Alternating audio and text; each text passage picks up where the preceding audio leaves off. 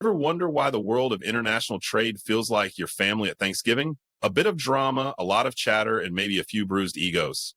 That is quite the analogy, Spud, but indeed there's a lot happening. Donald Trump, the former president of the United States, mentioned he might announce new tariffs next week that could lead to a more complex trade environment. Ooh, tariffs. Sounds like such a fancy word. I always pictured tar and feathers, but I am guessing it's a bit more economic and a lot less medieval, right? Correct, Spud. Tariffs are essentially taxes on imported goods, making foreign products more expensive to allow domestic producers to compete better. The potential impact of new tariffs can be extensive, affecting both the price of goods and international relations.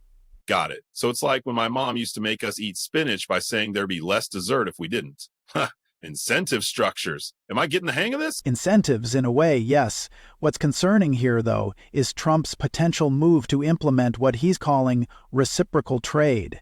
It's aimed at ensuring the U.S. is treated fairly by other countries. If retaliatory tariffs are implemented, it might lead to a situation akin to a trade war. Trade war? Sounds like a less fun version of laser tag. But why all the fuss? Isn't trade just trade? If only it were that simple. It would be ideal if it were, Spud, but trade imbalances, currency differences, and national economic policies make it quite complex.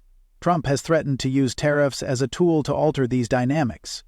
Case in point, a 10% levy on Chinese imports he announced earlier. Wow. So if my favorite panda-shaped cookies from China get more expensive, that's the tariff doing its job. Is China mad at us? What do they get out of this? China and other countries might impose their own tariffs on U.S. products in response.